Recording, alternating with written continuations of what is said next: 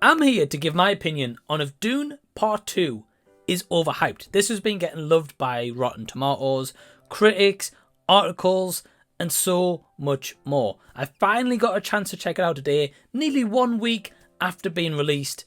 And my answer to that question is yes and no.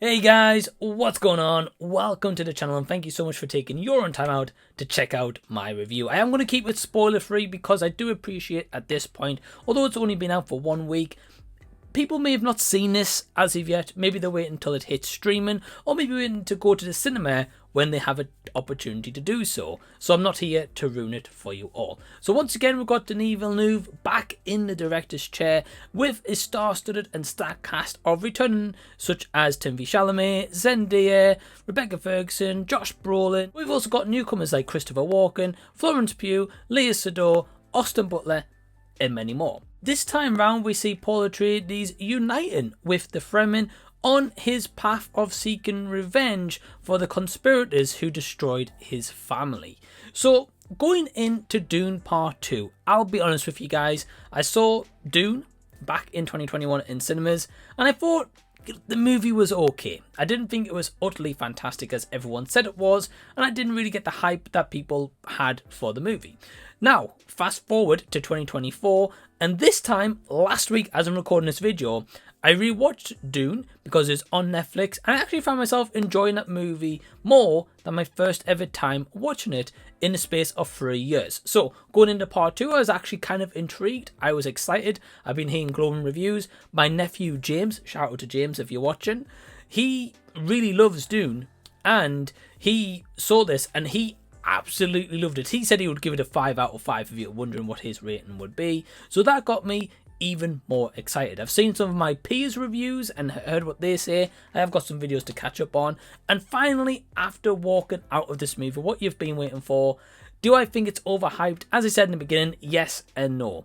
Firstly, to acknowledge some positives about this movie that is just amplified, and it's one of those sequels that's kind of like bigger and better, and it definitely lives up to that, I believe, mostly because once again you got solid cinematography showcasing more of this world and the lore. We get that in kind of buckets and spades, which I really enjoyed because it also kind of made me appreciate the first movie that little bit extra. The sound, once again, Hans Zimmer delivers another beautiful score, especially the end credit score. I'm not too sure what the name is, but I really like that, and I actually sat through the credits to listen to that musical piece. I really enjoyed it. I think the score was great, but I think there was a few elements where it was used in maybe the wrong time. That kind of one big number that we know that was in the first movie, it's played in the moment where that score, for example, belongs in like a really high tension moment, and at that point, it was more of like a drama piece that was happening, and I just didn't think it fit in that tone.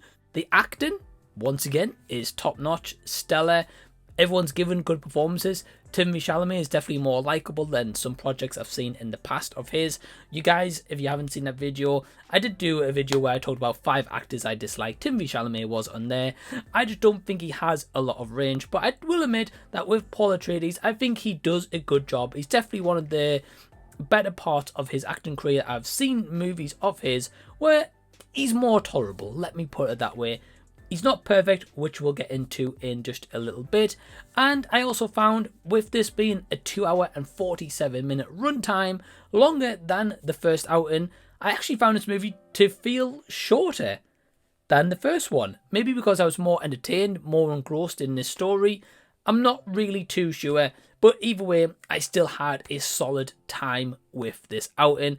And it's also got me really excited to check out if they make a part 3, which no doubt they probably will, because this movie, as of this review, has been like a really big success for the studio, and that's great because it's awesome to see people going out and supporting movies and the cinemas, which you guys know I absolutely love the cinema. It's like my second home, so that's great to see. Now, in terms of where I fall in line, where I'm saying that this movie is a little bit overhyped, is point number 1, Timothée Chalamet. So, as much as I praised him there before, the biggest issue I have with his character Paul Atreides is I don't think he is a leader.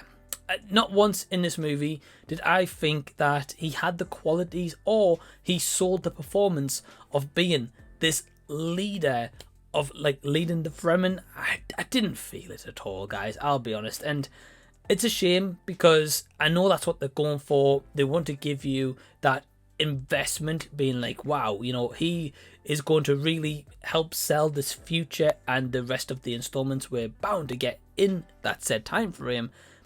I just don't see him as a leader. I really, really don't. As I mentioned, that musical score, it's great, apart from that one thing that I mentioned before. So there's another like little detractor. And I think there is a few moments in the pacing. It was a little bit off, I would say. You know, don't get me wrong. If you like a slow movie, you're going to appreciate Dune Part 2. I did, but sometimes that slow movie can feel a little bit long. There was parts I felt like was kind of skimmed over, and that's what I mean by the pacing. Not in terms of it was dragged out, but there was parts that was skimmed over, and we get like a big action set piece, then we'll go into some exposition, then another action set piece, exposition. It's kind of rinse and repeat in that department, and there was parts I felt like was maybe trimmed out of this cut of the movie that maybe could have been explored and had a little bit longer exploration, as I actually did want to see more, but I felt it was a little bit undercut. So I'm definitely intrigued of when they release the physical media release, if we're going to get like a director's cut or an extended cut, deleted scenes, whatever, because I'll definitely be intrigued to check this out. Now, I do know as the time of recording this video, this has got a 94% score on Rotten Tomatoes. I don't think it deserves that, I'll be honest. I think if I was to give it a score in terms of, you know, the kind of average score, I'd maybe say like an 8 out of 10, right? Because I'm going to give Dune Part 2 a 4 out of 5 stars, which is a solid score, but I don't think it deserves the 94%. I don't think it's on that level. I don't think it deserves to be like the highest rated movie on IMDb of all time. I personally don't get that from Dune Part 2, but hey, maybe you do. Maybe you don't. I don't know unless you leave a comment down below and tell me, because otherwise I'm going to be thinking, okay, well, yeah, maybe you agree with me. I don't know. But thank you for tuning in and watching this video. Really appreciate it. Be sure to give it a thumbs up if you haven't already. If you want to see more videos, definitely subscribe down below and you can see more early videos and more movie reviews. Big shout out to all my awesome Patreons and all their support. Really, really does mean a lot. Really appreciate it. And if you want to join Patreon, links down below in the description box from only £2 per month.